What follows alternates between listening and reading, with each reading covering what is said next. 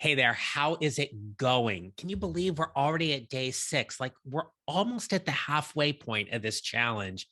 And you've done a lot up to this point. And if you've been keeping up, even just listening to the videos over the last couple of days, rest assured you have been doing a lot of work. And I recognize the last couple of days have been pretty intense.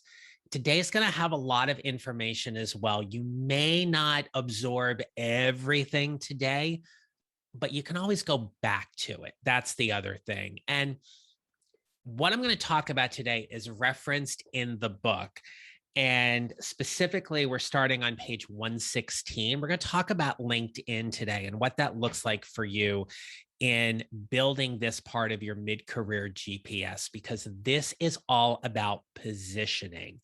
Now, what I'm going to do today is walk you through my LinkedIn profile because I want it to serve for you as a model of some really good best practices. Now, my friend Rhonda Schur, who I reference in the book. She is known as your LinkedIn consultant. She's also known as the LinkedIn diva. Love her. Check out her LinkedIn profile as well, and certainly connect with her if you haven't already and say, hey, I read about you in John's book and we did this challenge and would love to connect with you. Several years ago, I hired Rhonda to update my LinkedIn profile for me. And what I learned from her was tremendous. And so, what I'm going to share with you are things that I have learned over the years about optimizing your LinkedIn profile and helping you play a little bit more on LinkedIn. But at the same time, what I want to do is just show you some really good bones for what a LinkedIn profile looks like. And we're just going to use mine as an example. All right. Here goes. Let's share away. Now, the funny part is like, hopefully no messages and stuff come through while we're doing this, but it's all good. All right. First thing I want you to notice is what's behind my headshot. That's your LinkedIn banner. And LinkedIn will default to a pretty generic and black kind of banner. And you want to go ahead and update that. Now, at the time of this recording, as you know, I just released the book and I put this release date out there and everything. But it's a really simple banner that you can create in just a few minutes. If you are not familiar with canva.com, here's where it is: Canva. It is a free website that you can use to create all sorts of images and posts. And if you ever want to buy an image, you're going to do so for about $1 an image. Now, for me and my business, I do have a professional account and I pay for that for each year. However, you can sign up for a plan as well. Here's what I love about it. Go right to the search bar, type in LinkedIn banner, and it's going to pop right up. And what it's going to do for you is give you templates that you could merely just click and pull in. Now, anytime you see a pro here, what that means is that would be something you would have to pay for. But if I pulled in something like this, right, we have just a pretty standard banner. We can click on here and change this to whatever you want. You could put in your name, you could put in your title, you could put in your mission statement, you could put whatever you want there. That's the great thing about Canva, is it just allows you to be very creative and use the tools that are there. Now, what I will also tell you, I'm just going to click on this and delete it. And you can see too, you can delete a whole bunch of other stuff with this. Delete. Just get rid of all this here. Yep. There we go. What you can also do is if you go to elements, let's just skip the tour here for a second. You can pull in some shapes and some graphics. You can also pull in images from your computer. You can use photos that you've used. Just be careful. If it's copyrighted, you do need to give some kind of credit where credit is due, unless it is in a free domain space where you can use that without giving any kind of acknowledgement to. The way I created my banner was nothing more than this. I went to background, I picked my branding color, right? I'm going to get rid of this here. And all you have to do, it's just really easy. You just click on it, click on the, you'll see the, undo Z. Just get rid of all of that there, right? And I just made a purple banner. If I want to make it a little darker, I click on the color, I click on here, and I can just pull in and make this a little bit darker to what I want. Colors are a great way to express your professional brand. So have some fun with that and do it. And then what I did was I just pulled in an image of my book and put it in there. I clicked on text. I clicked on this add a subheading piece or add a heading piece. And you can just drag it, post it wherever you want. You can also just pull that out and type in what you want for your heading. Be as creative as you want, but at the end of the day, it's your banner. Let it be some prime real estate for you to showcase a little more about who you are and what you do. Goes back to your value that we talked about just a few days ago. Now, you need a decent headshot. Please make sure it's a headshot. That means head, neck, a little bit of shoulders. It is not a full body shot. It is something where people need to see your head and what's there, because when they click on it, pops up, right? So you have that. You have your title. And then notice here, I put my unique professional value statement, and I encourage you all to do the same. Whether you choose to start it out with I help or helping, but lead with the word help. That's a huge part of your value. What's also really nice, this is a relatively new feature to LinkedIn over the last year or so, but like when you scroll down, notice that the banner pops up here and it's got my headshot, my name, and my unique professional value statement, or as LinkedIn calls it, their headline. So you have all that there. So those are some quick tips just in terms of what's happening up here. You'll also notice that in the About section, you can put up to 2,500 characters in your About section. Now, as a business owner, I put in a lot in my About section because if anybody does come here, they're going to hopefully read it a little bit more.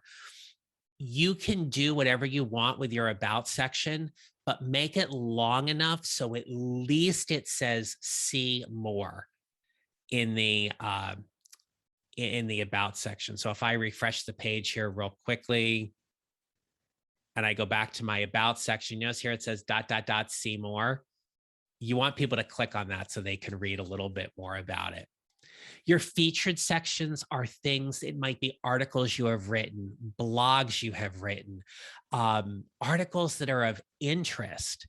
So I happened to do a post about Simone Biles and her last Olympics and being very upfront and honest about some of the pressures and anxiety and mental health issues that she was having. And I posted this and I got some great reaction to it. So it made sense for me to pull that into my featured section in what was there. So use the featured section as you want. Now, I get a lot of questions about how, should I post my resume on LinkedIn? You can certainly do that, but you always want to make sure it's current. And it's not necessarily going to be the same exact resume that you are going to use when you are applying for jobs. What I'd like to suggest is that you find the balance in the work experience section to use that as your resume, if you will, on LinkedIn, because whenever you go to hit the one-click apply button to a job, it's just going to pull everything from your profile and pull it into that job application. Really, in my experience, I haven't found people necessarily go to click on a button to read someone's resume and when I have done that in the past, they're usually pretty bad. So I would say just put it into your work experience section and have that there. And again, you can tailor things as much as you want here. I had this come up in a recent conversation I had with somebody. Make sure that your company where you work populates over here. That was an interesting pet peeve I got from somebody where they had just said, yeah, it just doesn't look right when it doesn't populate. And you get this generic icon. And what they said was, it makes me feel like they don't know how to use LinkedIn correctly. Okay, their thought, their observation on it. But usually LinkedIn does a good job of populating that when it comes up. If you followed me for a while, you know that I'm a huge proponent of not putting your graduation dates on your education section, whether it be on LinkedIn or on your resume. Typically, we only go back 10 to 15 years on LinkedIn unless there's some experience that is directly relevant to the jobs you're applying to. For me, when I ended up having to take off a lot of my earlier experience, specifically around my educational career and teaching in the classroom, I felt like I grieved a little bit. Like it was like, was it still part of my career and everything? Absolutely is. It just doesn't necessarily live on LinkedIn, and you can always go back and add it 10 to 15 years in the work experience. Skills and endorsements are a great way to build rapport and connection with people. And for you and your profile, what I want to call out here is that you want to pin your three most favorite, treasured, important skills to the top of the skills and endorsement section. The way you do that when you're in your profile is come over here to the pencil, and you're going to use the pin here to pin them. Exact. If I wanted to pin curriculum design, for example, I'll get a message that says I have to unpin one before I can pin the other. And these bars over here just allow you to shift the order around as you want. So you can do anything like that. Okay. And then just save it. And notice that they switched around right there on the profile. The last thing I want to talk to you about today has to do with recommendations. And with the recommendations, you want recommendations that are pretty relevant and recent to people you've connected with or worked with. Usually, if you're an active job seeker, you're looking for recommendations within the last 3 years, 3 to 5 typically, but 3 years is a nice benchmark in terms of having people really weigh in regarding your work, your credibility, your professionalism. I will say this to you. If you are actively job seeking and actively applying, make sure those recommendations are within the last year.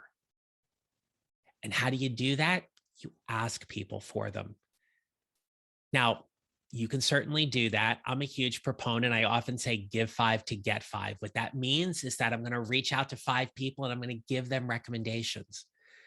The great part about recommendations on LinkedIn is that you cannot post someone's recommendation to your profile unless you have approved it. What that means is that you can ask them to make an edit, make a correction, clear up a particular fact, and they can go back and edit it and resubmit it. And once you approve it, it appears on your LinkedIn profile. Give a recommendation. Someone's going to be so grateful for it. Thank you so much for doing that. And then you can simply say, hey, would you mind writing me one as well? If they haven't already done it themselves. So it's a good tip for you. If you ever get a recommendation from somebody, write them a recommendation right away. But only do it if you are directly familiar with their work. Recommendations or testimonials need to be very specific. People can decipher when it's a lot of BS. So make sure that the recommendations are accurate and relevant to what you have going on. All right. It's been a pretty long video already, but just summing up, here are the things: your banner, your headshot, your headline, your about section, your work experience section, your skills and endorsements, and your recommendations. So, for the purpose of this challenge, here's what I want you to do. I want you to take one thing on your LinkedIn profile today, just one thing. And I want you to update your LinkedIn profile and then post about it in the group.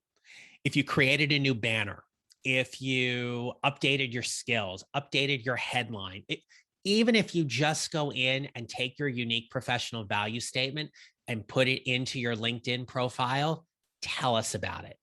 Copy the link to your LinkedIn profile if you want, put it in the comments section under this video so we can see what you did. And we can also all connect with everybody on LinkedIn as well.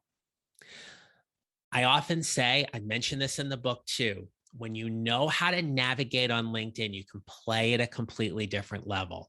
I've given you about a half a dozen tips today and talked about them in the book as well, about things you can do on LinkedIn that really only take you a few minutes and allow you to increase the professional brand and profile for yourself on LinkedIn. So I'm looking forward to seeing what you can create and sharing it with us.